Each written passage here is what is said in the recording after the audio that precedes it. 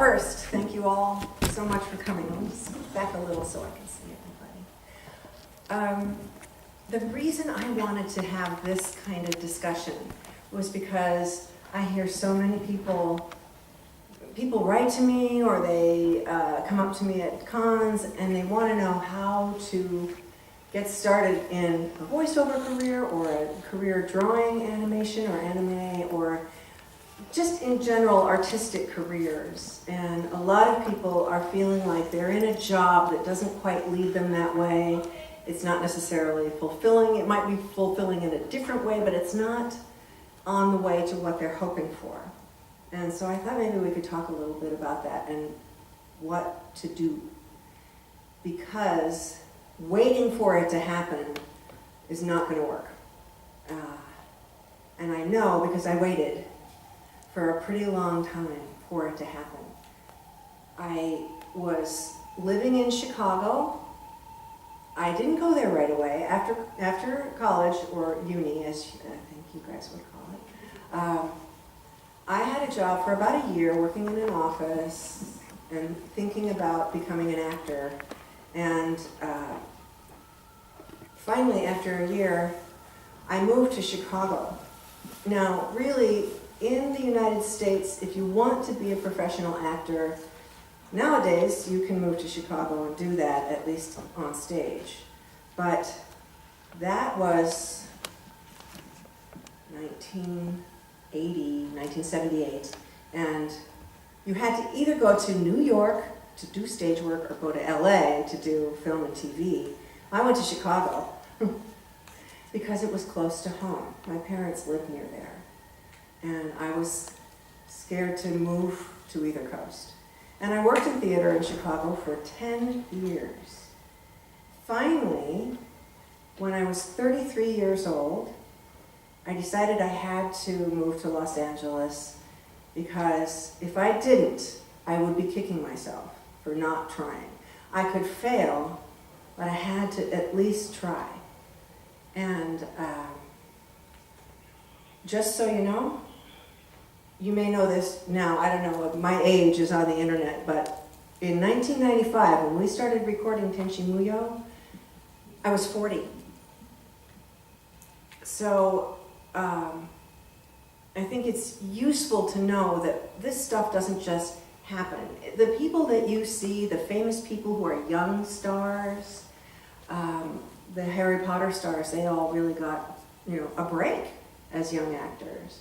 But they're not the norm, they're the exception. Those big stars who start very young are really not your average actor or performer or artist.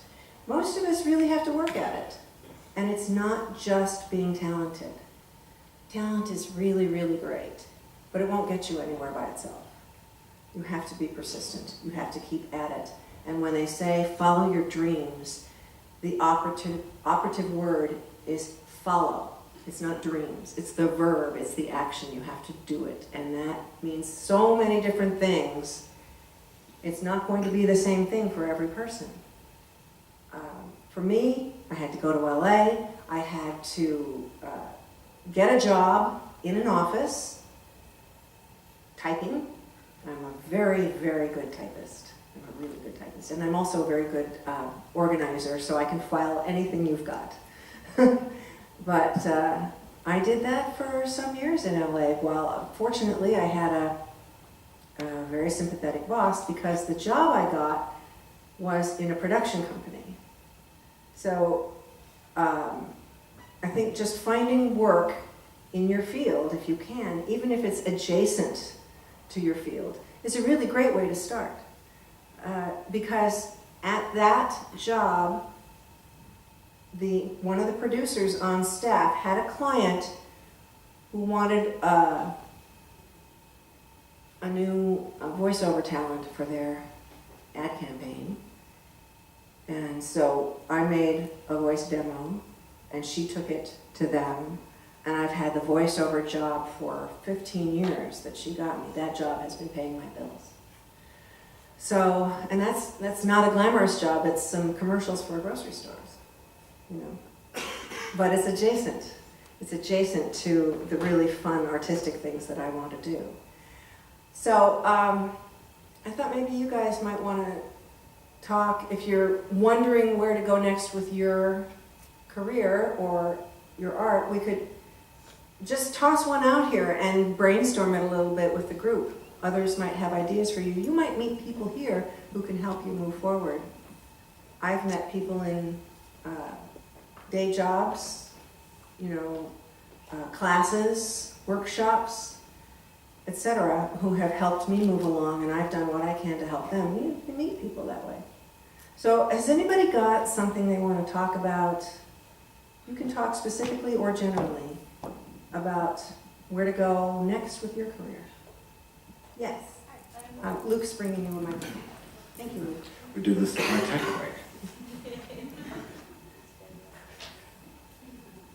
Hello, good morning. It's actually sort of on behalf of my boyfriend because he's kind of not entirely sure how to word it. So at the moment, a bit like myself, my boyfriend is doing kitchen porting. I've managed to get the career that I really want. I was pretty damn lucky. I mean, I understand the whole hard work thing because it was a pain. I always tell this to people in my field that the job didn't just drop on my lap. At the moment he's trying to get into sort of baking because his dream career at the moment just doesn't seem to be working out for him. He also does music on the side, so I suppose if anyone has sort of any words of encouragement because he's feeling a bit demotivated because I don't know if any of you guys are in a job where basically you're being, it's hard, I'm going to say it harshly, but you're being trapped in a department because they don't have enough people. And they won't let you move and do your dream job because basically manpower. So I don't know whether anyone's had that experience or is also in the same boat where you're basically, you feel like you're trapped in a dead-end job, but you have this passion. Yeah, I'm going to be biased because obviously he's my boyfriend, but I think he is pretty good at what he does with his music and everything. And I'm trying to encourage him to pursue that and to pursue his creative arts. But I just wondered if anyone had any thoughts or feelings on it.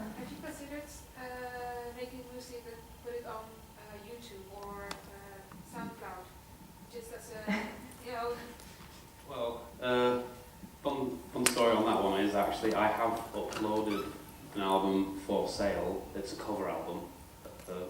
Shameless promotion, it's actually the one that's in the con book. Shameless self-promotion there. Sorry. But yeah, because I'm so badly not into social media that promoting it is a bit difficult as well, so I'm just trying to find any little bits that I can do to get it out there. Do you have any friends who are good in social media? Because if so, rely on them to do to bolster what you can't do, and you will, like for instance, let's say you're good with uploading stuff on YouTube and content people on YouTube. You can do all that side where he just creates the music and stuff, and eventually, like I've seen it where people who are socially good, like most people who upload My Little Pony videos, eventually has asked someone to help them to begin with, but then they actually come out and do it all themselves. No, that's a really good idea. Yeah, I think let someone help you to begin with, and let them slowly just work over so that you completely take over the social side of video events, so you're more interactive with your group as well. 'Cause especially these days, it's not a case of you can be Justin Bieber. You've got to be social on the internet, and so having someone to just help you out there to begin with will go leaps and bounds for you. And then just as the works of Gurren Lagann, rah fight the power. Yeah, and I think that that's great. Actually, a lot of authors will do this. They'll get a collective together, 3 or 4 people who write maybe in the same genre or similar genres to create some kind of website or blog or even public appearances where my audience will come to see me, but then Desiree is here and they'll hear Desiree's story and they'll go, oh, I want that. So we share audiences, things like that. And also I think that unfortunately, or not, we live in a world right now where we are in charge of our own careers. We can't just hope that somebody will hire us and do all the advertising and marketing for us. We have to do our own. So just a little bit, although remember, it's not, I don't have to tell you this too much, I don't think. It's not all, buy my music, give me money. It's more like, here's who I am. And I think people are more interested in your music if they like you as a person. Yeah. And you don't have to do too much. Yeah, I mean, my original plan was, before I into the service that it's on now, was that I was going to put it onto a pay what you want model and offer that people could even just grab it for free. Yeah. That isn't the case anymore now because of the service I've uploaded to, but I've also got it on streaming services where people can listen to it for free as well. So it's not just trying to get sales, it's trying to get heard. Yeah, get the word out. Mm-hmm. Yeah. And it doesn't happen in a day. Yeah. I've been going after it. I've had it up there for a few months now, and I've had it up there for a few months now, and it's been heard a little bit, but it's not very widely known of yet. But there's so much music on Spotify Yeah. and everything But now, yeah, it's like you it's- not know. Yeah, it's in a wall of noise. I mean, this It is is. something I've said to people. I've said this to Mike as well, that you're a faceless entity with a little voice in a world where there is literally millions of people trying to do the same thing as you, who are shouting louder than you, and to not get disheartened, because I've seen some amazing artists on there. I've seen amazing authors and everything that people don't really know about, and then people get so disheartened because people don't know me. So you then assume you're not talented or you're not good enough because millions of people don't know who you are. I'm sorry to bring 50 Shades of Grey up here because some people might like it, but just because millions of people like something doesn't mean really anything, does it? I mean, Justin Bieber has millions of fans. They love him. Something Which that is E.L. cool. James did that other people weren't doing. And this is an example. In fact, we may want to move on to somebody else who Yeah, wants to sorry. talk about. That's all right. But I don't know if she was writing it to try to get it published. She was just writing fan fiction. But she did a thing that I love to suggest.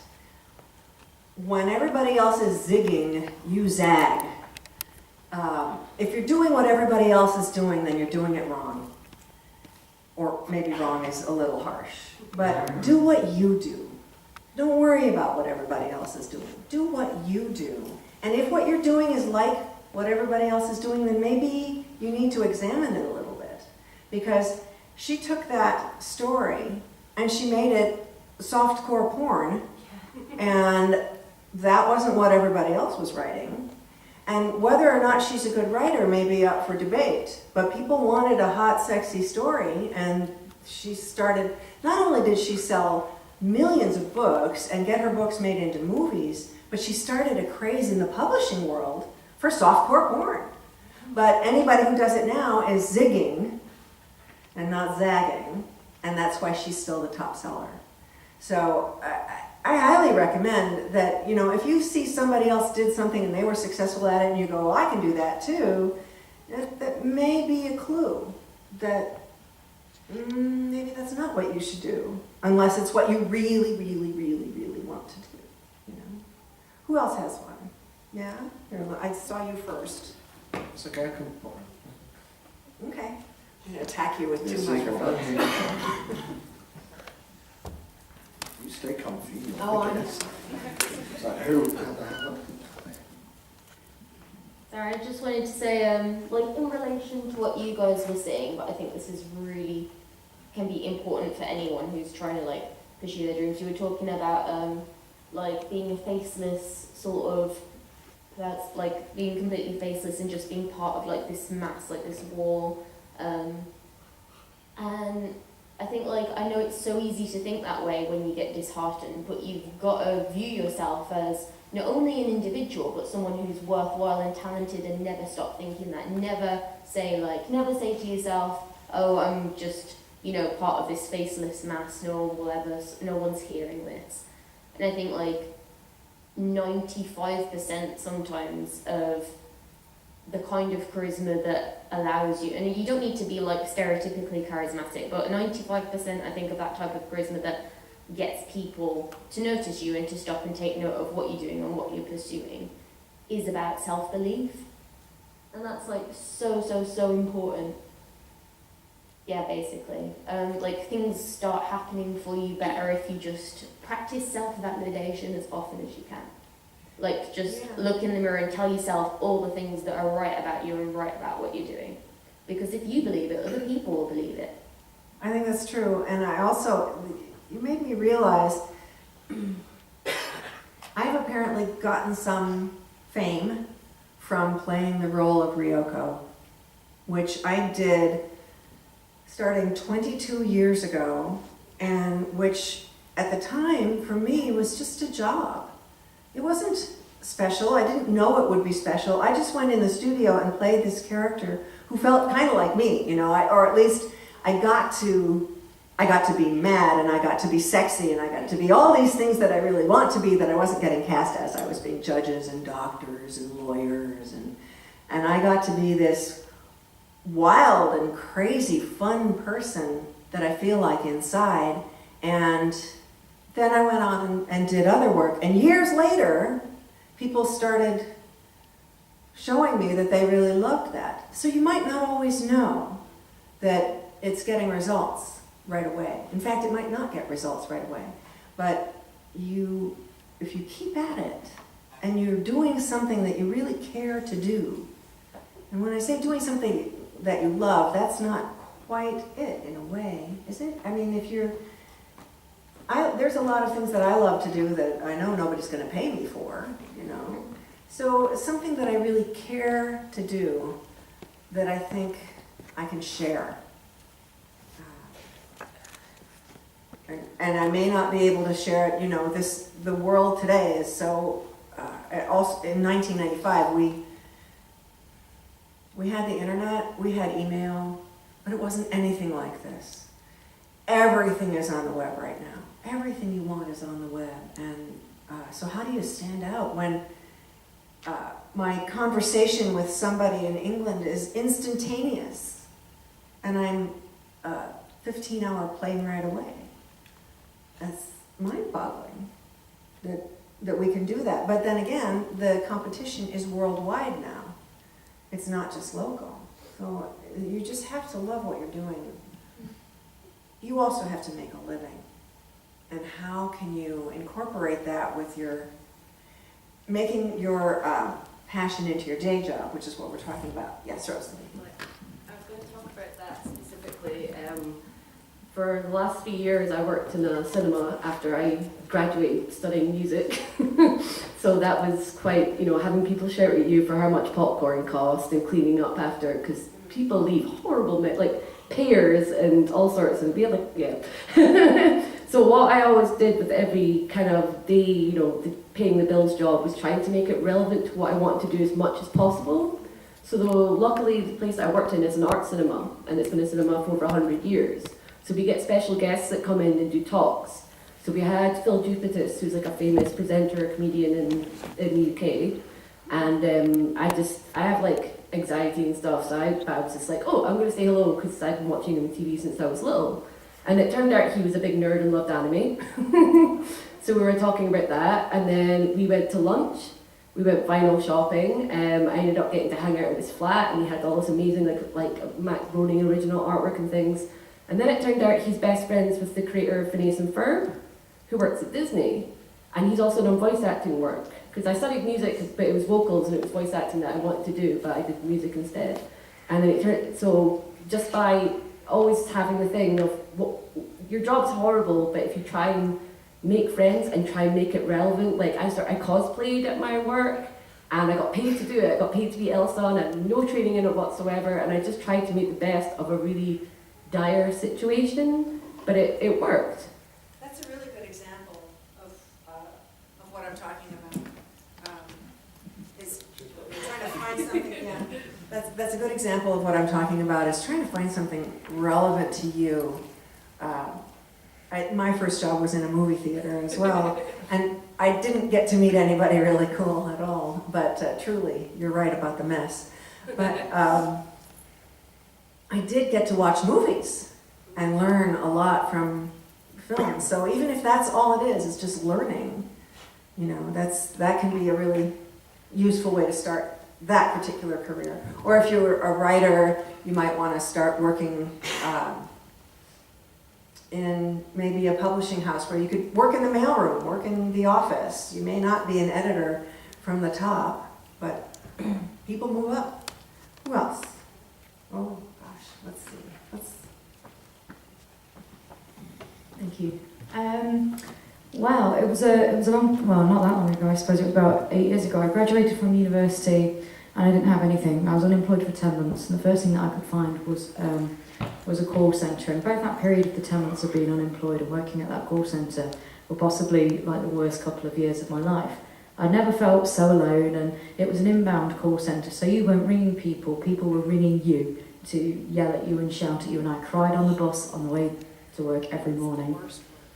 It is, and I thought I need to get out of here. I wanted to be a teacher, and I played hockey. I was a goalkeeper, so I was used to being able to yell at people on the pitch. It was like I found a different part of myself there, and I loved that part of myself, and I chose to embrace it. And I wanted to go into teaching because they were the most inspirational people and fantastic people in my life.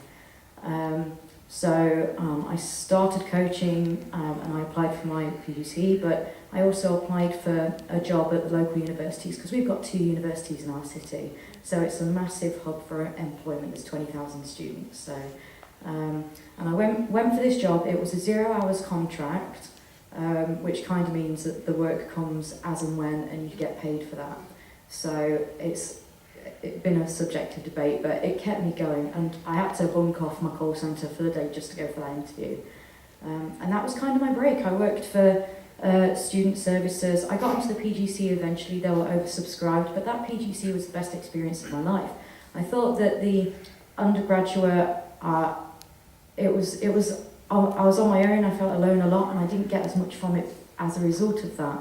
And by coaching the kids alongside hockey, I'm reaffirming my own knowledge of goalkeeping, but I'm developing a positive relationship with those kids as well. And so other jobs came up through the university as well. I invigilated and I did note-taking for the university. And eventually, a couple of years ago, a job came up as a learning developer, a kind of academic advisor, I suppose, to help students write essays. And last year I went full-time with that, and I didn't expect to.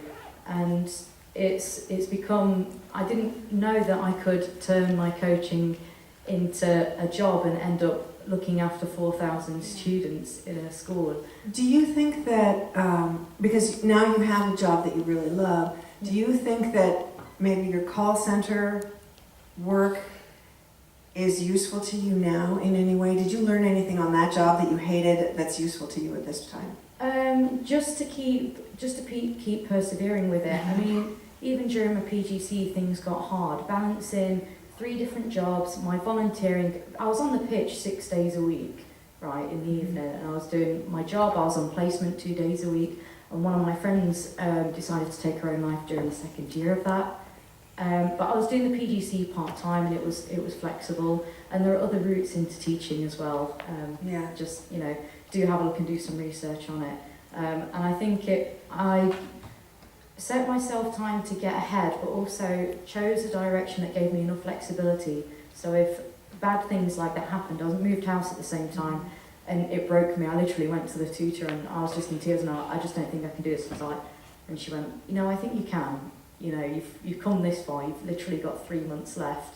Just get your teaching prac done. And I'm still coaching. I'm still playing. I love it, and I'm still doing my job and doing something new with it, and it's something that I've been able to make my own. And I had my first annual review, and my boss said, please don't go anywhere. And I was like, oh, this is fantastic. You're just giving us a really great example of persistence, for one thing, which is something I advocate. Like I said, I was in LA for 7 years before I got a job that wasn't any good. And not just that, but the use of all the talents that you learn along the way. You may not realize it at the time. You may be in a job that you just hate. And that call center work, or having to go door to door. Oh, that kind of thing. Whenever I see those guys come down my street with their clipboards or whatever, they want to get signatures or they want to sell something, I feel bad for them because people don't open the door. I don't open the door. I don't want to have to say, I'm sorry, well, I'm not going to buy it, whatever it is. So they're just, you know, it's work that's suffering. But they're usually also very young. It's their first job. And I'm really sorry that they have to do it. But it's called paying your dues. Nah, the money's terrible. Yeah. Okay. Well, let's see if we can get somebody up in the nosebleed seats. Want to make me run, don't you? Well, if you want to, you know, I can run. That's I don't okay. mind. Yeah. Who else wants to? Yes, that wasn't nosebleed, but I can't see you very well up there because the light's in my eyes. Who was it? The lady with the fluffy ears right here in red. Hiya. Okay, I'll cut the long story very short. I've been working in events and music since I left uni, all freelance and everything. There was a point where I had 2 jobs on the go and one would have been starting September last year. Long story cut even shorter, it all went to pots after the Brexit vote. Yes. all 3 companies went bust in the space of 48 hours. Wasn't that supposed to bring more work? It was supposed to bring more Political discussion, I'm sorry. It was supposed to bring more work for the slightly older generation. My generation just got fucked. Okay. Gotcha. Long story short, my most recent job, my boss basically, where I was freelance, he basically said, I can't afford your wages anymore. I'm sorry, if you're willing to volunteer, you can stay. Sadly, I couldn't afford that. And now I have this love of presenting and everything, but nowhere to and events and things, but nowhere to actually work and get paid. But you do have experience. I've got experience. I don't know why I'm not getting hired. Probably because of the money. They don't have it, you know. But Oh, you yes, have it's- experience. It's art at the end of the day, but if they don't have to pay for it, they won't. What kind of work can you do that might be related? Could you work for a company that does this? Like, could you work in the office or maybe in the production area? I would work in the office, and I have done some production work before, but the office side, sadly, I'm full-blown dyslexic to the point where I was a disabled student at uni, and chaos. This is not why the normal way. When you say you want to be a presenter, you do have to memorize scripts and stuff, right? It depends on the show, actually. So I get a good adrenaline rush off the live experience. So Yeah. live game shows, Q&As are another good thing that I was always good at. And see, to an extent, there was some scripting. Normally, it would be the what are the contraptions all the newsreaders use? Oh, teleprompter. That's yes. the one. But you can do that, right? Just about, yeah. So Yeah. one of my old bosses, he was actually very lovely because I have what's known as Irlen syndrome as well. So I have tinted reading glasses, and he'd actually have the prescription tint for me over the black and white Nice. screen that would read the thing for me. Yeah. I don't know how much money he forked out for that thing, but it was brilliant. I love the guy for it. All right. I Well, literally just I've hit a dead end. and You're- let him go. yeah. I was going to say, I don't know if you've ever thought, I don't know where you're based, London. But, okay, so I don't know if you want to come up to bonny, lovely Scotland, but every year in August this time, it's like the biggest arts festival in the entire world. The Fringe is on, and there's so many paid work there and so many amazing ways to network with companies. And not only that, there's STV, there's an STV Glasgow and an STV Edinburgh, and they always post jobs for full-time presenters, and I think they currently are now. I know Michelle Could you give me a link or something? Yeah. I know Michelle McManus, who was like an old pop idol presenter, and she does some work for them, and they actually they cover cons and stuff as well, so they have nerdy stuff in them. But sometimes, yes, Scotland could be quite handy for event stuff. Okay. So Networking. I don't know anything. I'm just trying to help. Thank you. But it's true. Edinburgh is this time of year. I don't even know why you came here when you could be there. It's pretty. Well, actually, that's not quite true. I do know because I'm here, and I came here, and I prefer being here, frankly. Yeah, it's crowded and huge and way too big up there right now. but it's worldwide and internationally known, and definitely something. If you can't get there this time of year, then there must be something going on here. My gosh, you said London. I know that there are annual book fairs and huge conventions, and I wonder if there's, not being a presenter myself, I wonder if there's some kind of freelance company that hires people to send. There them often to is. Trouble is they charge what's it, administrative fees and all. So the rest you of have it. to pay those to Yeah. be hired? Yeah. Mm-hmm. So Is there a temporary service? Like office temps that, but maybe for, I've been running off temporary jobs since I left school, okay. all through uni. Yeah, I did that I do for that. 10 years in Chicago. You have to go to a new job every other day and you don't really know anybody. And they call you her. Yeah, they don't know your name, so they just call you her. Oh yeah, I gave it to her. She'll just give it to her. She'll do it, and your desk piles up, and you don't even know. And you're correcting people's spelling, and they think, oh, she's just a temp. She doesn't know how to spell it. But you do. Oh yes. Yeah. Any other ideas for the foxy lady? Yes. Again, I know you sort of operating from down south, but there's places like Media City in Manchester. There's people like the BBC are now heading further up north as well. And also with the fact you're dyslexic, I actually have a friend, he's an old friend of mine, who is chronic dyslexic to the point of B's and D's are the wrong way round, that sort of dyslexia. So what he did was he realised that from a very young age, his dad was dyslexic and is a full licensed helicopter pilot. Because what they did was go, right, I'm not good at X, but I'm really damn good at Y, like you're doing. So I play to your strengths. I understand it must be really, really frustrating for you, especially with having to use tinted lenses. One of my friends also has to use pink lenses. She had to have pink exam paper. So, alright, cool. My boyfriend also has found out he probably needs to use yellow lenses. So you're in a camp with other people. You're very much not alone here. But my point is, play to your strengths. You clearly know what your strengths are and what you use the word weakness loosely, obviously.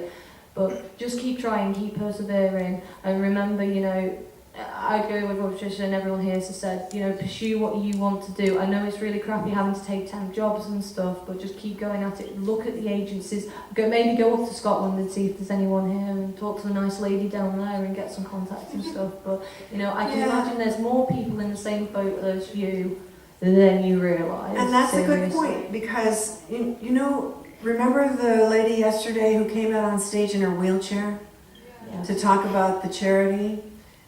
That makes you realize there are a lot of people who can take advantage of that and are perfectly capable of so many things. She's obviously a very capable woman.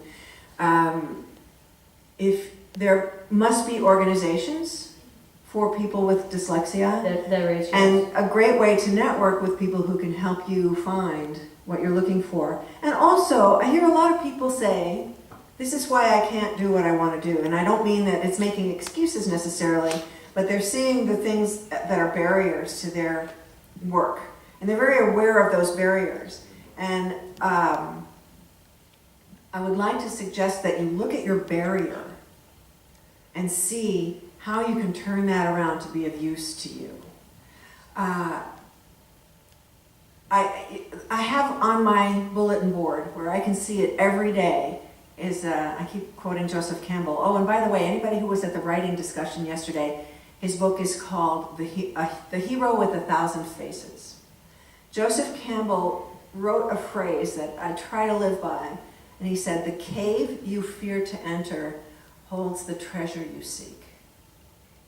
So every time I realize I'm scared to do something, and I'm so limited by my fear, or my inability, or my lack of knowledge, then I realize I think maybe that's the way I have to go. Which is how I ended up having a home voiceover studio, because I really didn't want to. But I wanted to do voiceover, but I didn't want to have to learn how to run the software. I didn't want to have to learn how to edit. And I had to learn that. And now I'm like really excited. So what's next? What's the next thing that scares me?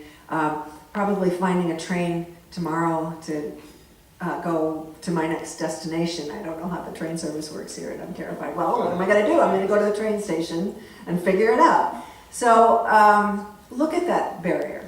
Look at the thing that's stopping you. See if you can find any, if you could just twist it around to your advantage in some way. Yes? Sorry. We're talking about barriers. This is very, I don't know, what happens with barriers are, they're not barriers, but like, in 5 years, if you want to start a family, I mean, most of my heroes are men, so they don't acknowledge that side of it. What happens when you want a family and you want a house, but you also not really want a career, but you want to do the things that you want to do. I feel really selfish pursuing a career if I had kids. Well, I know I shouldn't, but... Well, I think it depends on, do you have a partner who can help you with kids? You shouldn't have to do it all, right? You know? Yeah. You do it together. It used to be, my generation and generations before, oh my gosh, no wonder my mother's generation was the first wave of, my mic is too close to yours, the first wave of the quote-unquote feminist movement. My husband's mother threatened to quit the marriage because, and I don't mean divorce, but I mean she was like walking out on a job. Yeah. You know, you have to help. Because women started, in their generation, that was expected. And my mother too, she was really meant to be an artist. But she was a mom and she ended up teaching and she got to be creative in her teaching, but she didn't get to really fulfill herself. But your generation, you can find a man who is a good partner and who will help you take on those jobs. If you want to do that, then I think you have to sort of split up your time a little bit, you know. It's like some of these people who work 2 jobs in order to get towards the one that they want. It's just another job. It pays in a different way. Not money, but rewarding effort. And also you're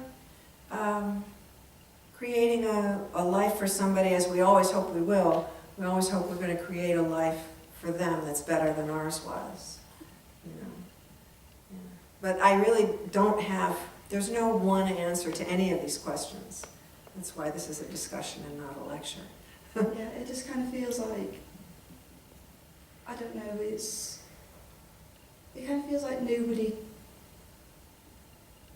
I don't know how to word it, it just kind of seems like everybody else can just not worry about it, yeah. I don't know, it's just one of those things, isn't it? It may be that everybody else is a little behind or not quite thinking about it as of yet. Oh, I'm thinking like in the next 10 years, it's not. Oh yeah, okay. Well, I think you're wise to plan it. This is important. You're talking about somebody's life. Yeah. You know, you're talking about somebody who's going to learn everything from you. And what do you want to teach them? Well, I really want to be creative. I didn't grow up in a very creative household. And they were very supportive, but you could tell they kind of want creative. So I definitely want them to be a lot more open with that sort of side of things. Yeah. So, and I just don't want them to be like, turn around and say, well, you never tried, so why should I? Mm-hmm. Why should I just get a blue collar job and stuff? Which there's nothing wrong with that. No. It's just if they want to take that risk, I don't want them to get the way I am, where I'm safe in a nice job, where I work with people who I love, and I don't want to leave that because it's scary, you know. It's Yeah. like, you know, I've got friends, I've got a good job, you know, saving up for a house, and it's like, but I do really want to do my art, so Mm-hmm. it's just, I don't know, it's like a difficult stage at this moment. Yeah. So, Well, I know that your parents are going to be an example to you. You're going to be an example to your kids. They'll learn from what you say, but they'll learn more from your actions. At least that's what I did, you know. That's how I learned. And it's not that people don't learn from each other's words as well. Somebody was telling me something that a teacher said to them that really inspired them, and vice versa. Teachers can also really hurt just by something they say.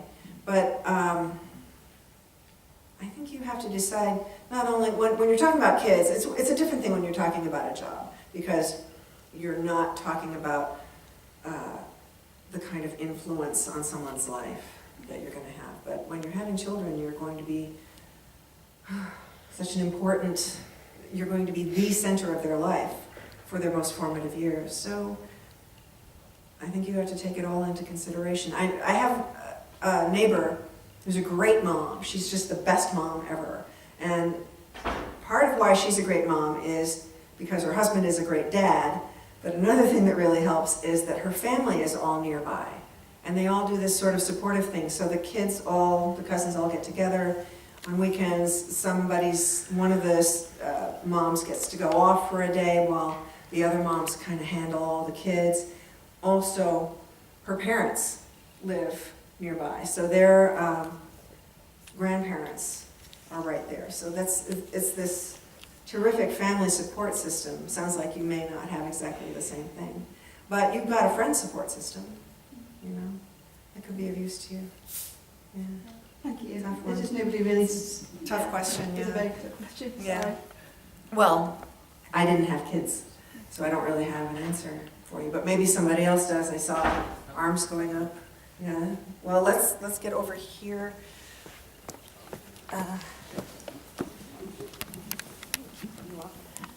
Yeah, it just sounds like you're putting a lot of pressure on yourself, and it's something that me and my partner have talked about as well.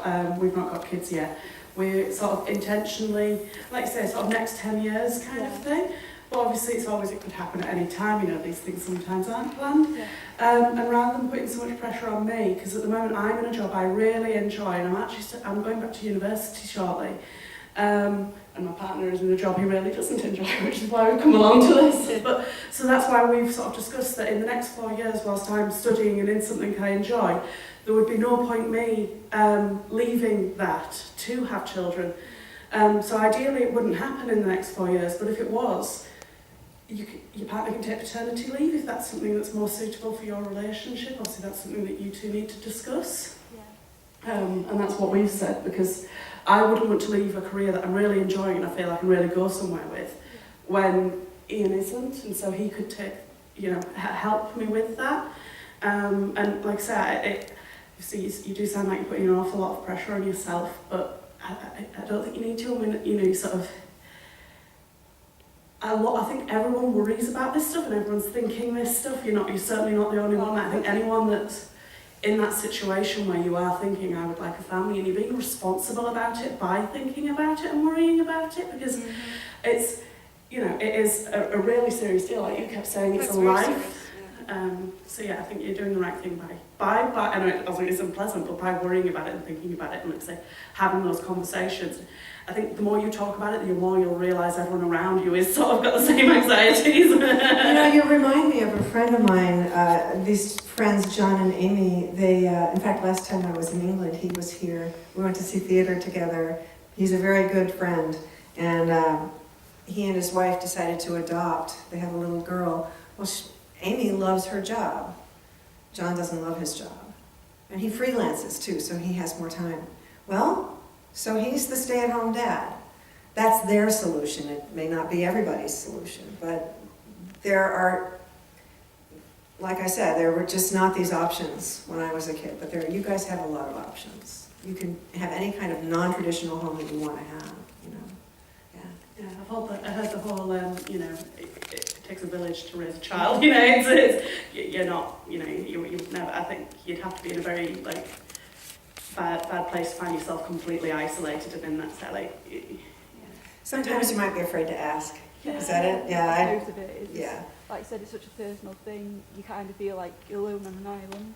Yeah, but I really don't think you are. Because like you said, you ask 100 people, you'll get 100 answers. But I think the more you discuss it, I mean, even the other thing that we feel that we benefit from, because, I mean, you know, we're late 20s, early 30s now. By the time, like I said, by the time we are looking at having children, we're going to be that much older. We're going to have seen other people, and you see parents, and you think, I like the way they did that. I want to take that with me.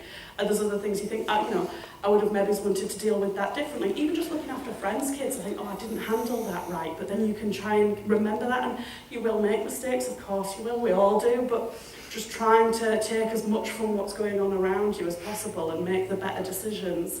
I feel by being a more mature parent at that point, you gain a lot from that. Yeah. Thank you. Great. Okay. Oh gosh. As long as I'm up here, I'm going to go over here and then come down there.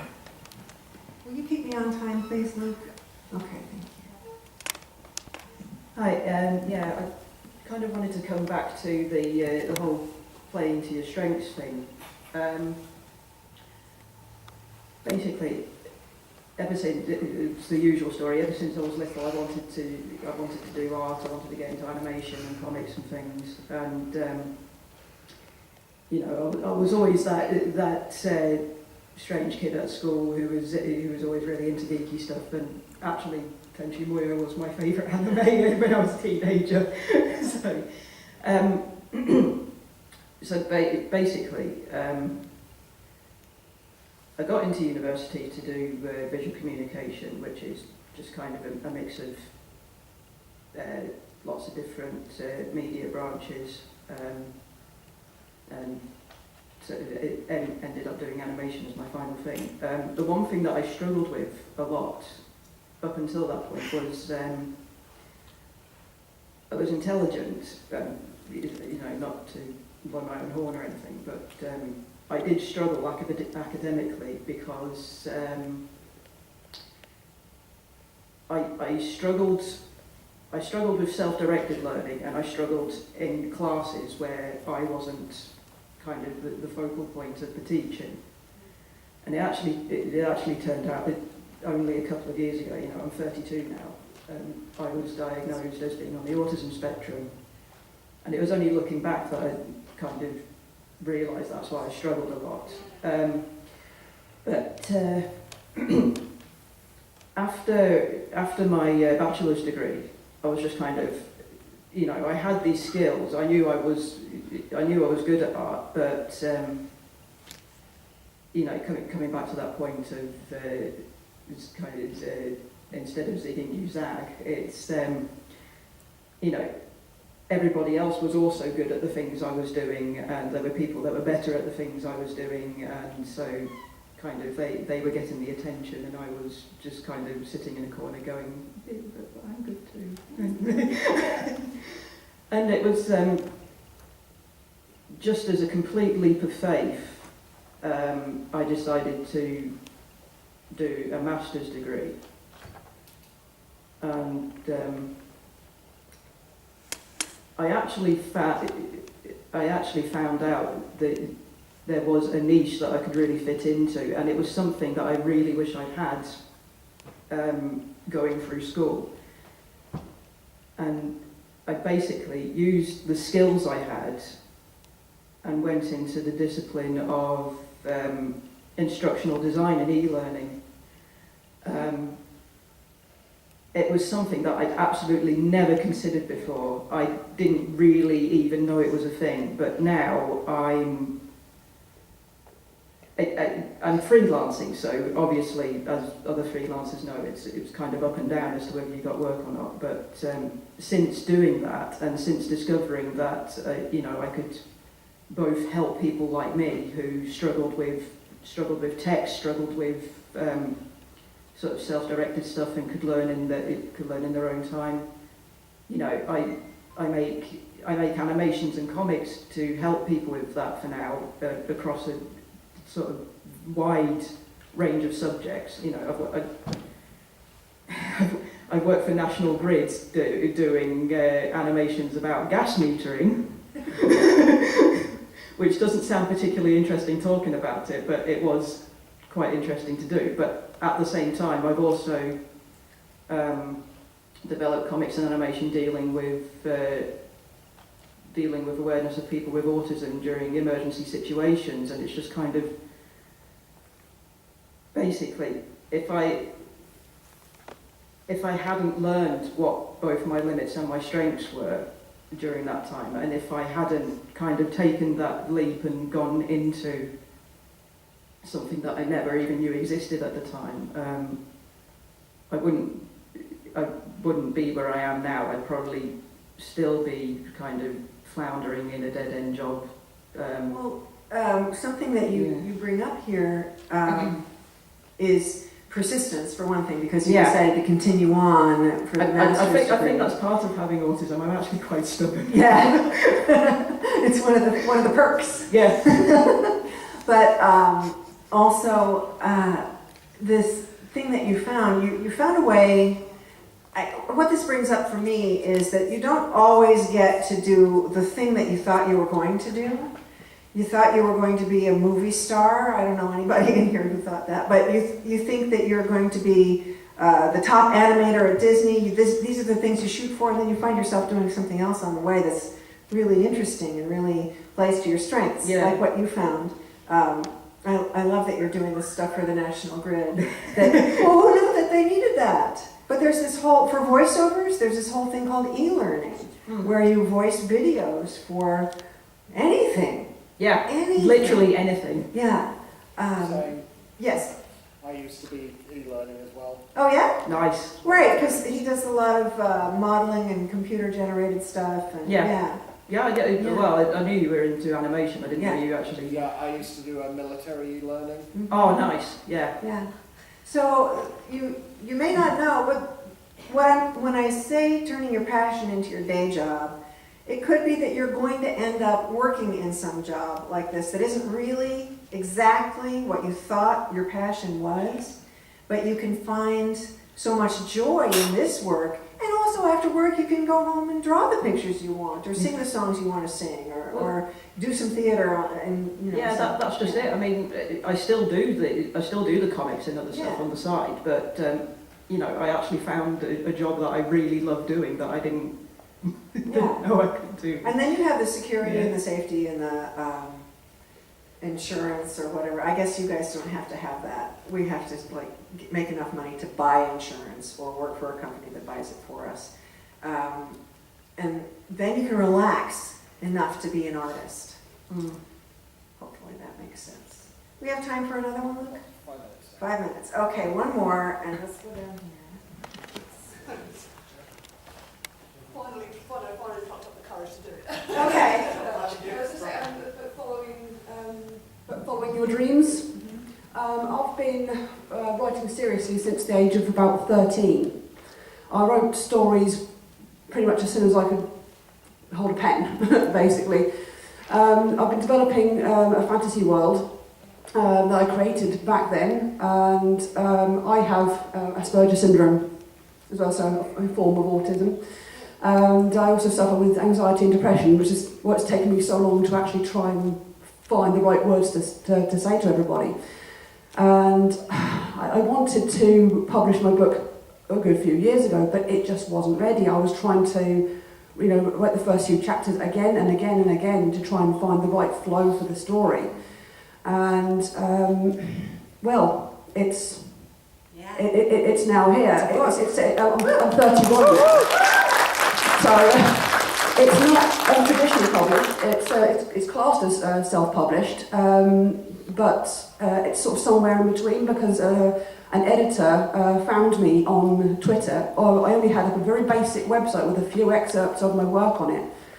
He asked if I wanted to be kind of like a guinea pig for his services, and I ended up doing a little bit of volunteering for him online.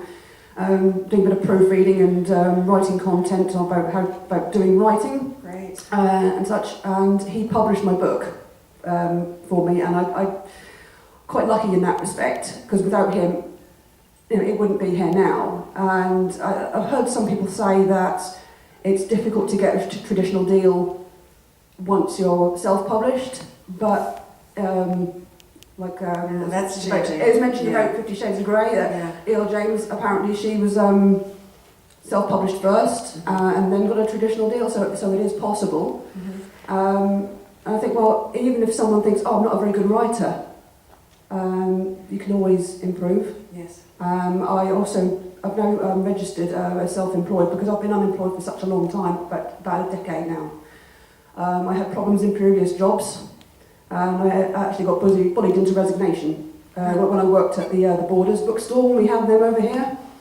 I was convinced I'd get another job within a few months. It didn't happen. But I've done a proofreading diploma, I've done a degree in English literature and creative writing. Now, across those years, I mean, I even sail on tall ships as a hobby.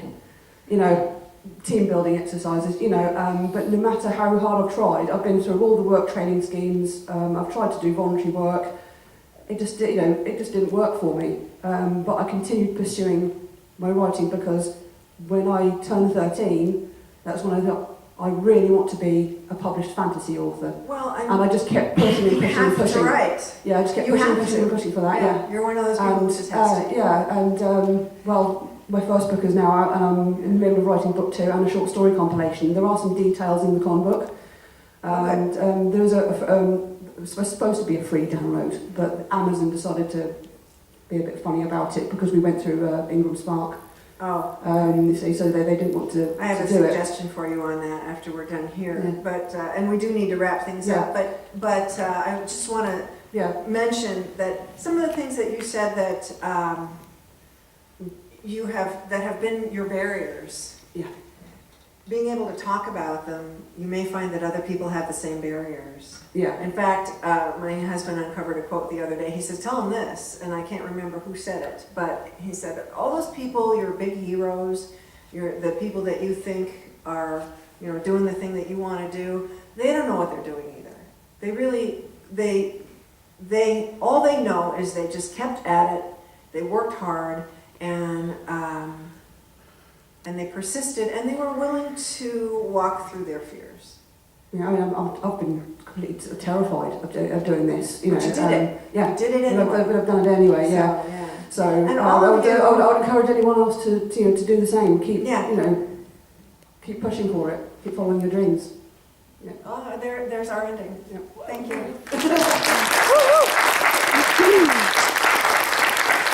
That is. I'm here today if you want to talk some more, but this is better. I'm here today if you want to talk more, but do remember that there's a million things going on. There's a lot to do. Go do it, and remember to share your questions. Don't just keep it to yourself. Look at all these. I think that there were some great solutions here today, or at least ideas sparked for directions to take. And that's what I was really hoping to do today. I can't tell you what to do, but if you just start talking about it and researching it and don't stop, I think you'll find your way.